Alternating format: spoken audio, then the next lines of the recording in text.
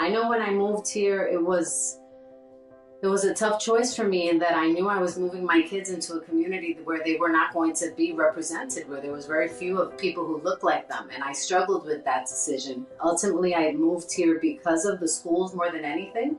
But I have felt some sort of, I don't know if I want to say guilt, but I have felt badly about the fact that they're not exposed to many people who look like them.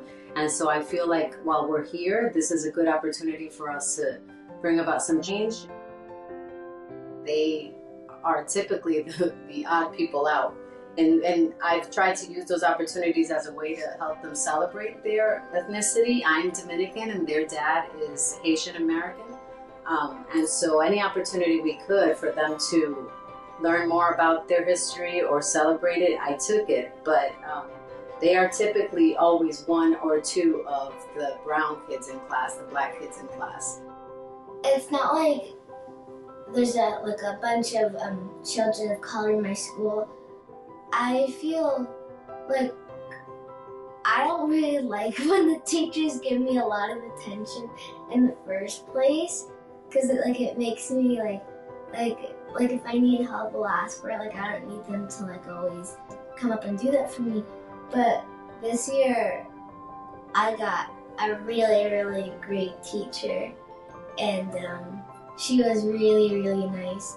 For school-wise, maybe there was one time that a teacher, when we were watching Ruby Bridges, there was this one scene where the woman kept on screaming, "I want to hang you, I want to hang you."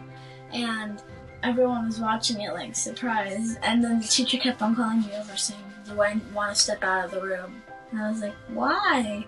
I didn't say that to her, but I was like, "Why do I need to step out of the room?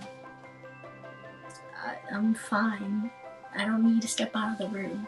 I mean, a good teacher is a good teacher, regardless, obviously, of their race. However, I think it makes a huge difference to see people who look like you, people who can relate to you in a different way. So I've witnessed firsthand how important that can be. I know myself, growing up, I had very few teachers of color, and I know that was part of what drove me into becoming a teacher when I was in college. So it's something that I think is very important. I'm excited that my son is also doing the work with the school district.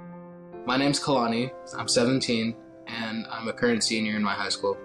For being a black kid in a school that's predominantly white, I think in more ways than not, we're kind of overlooked.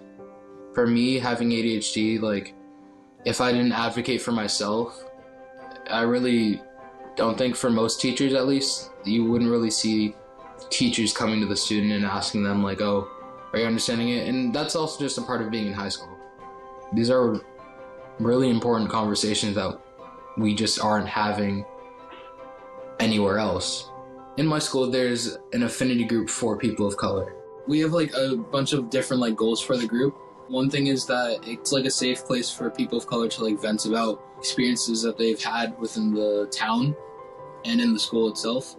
And then also it's a place where we as a group try to come together and create solutions.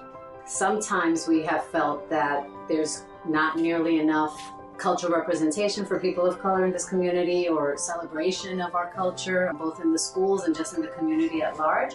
And so a couple of moms, a gentleman from the community as well, we just decided we wanted to do something to help bring about some opportunity for some support for new families of color who move into the community. The name of the organization is PCOC, which stands for Parenting Children of Color.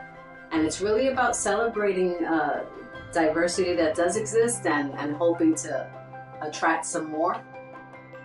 So it feels good to be doing something that hopefully will help make this community richer for everybody here.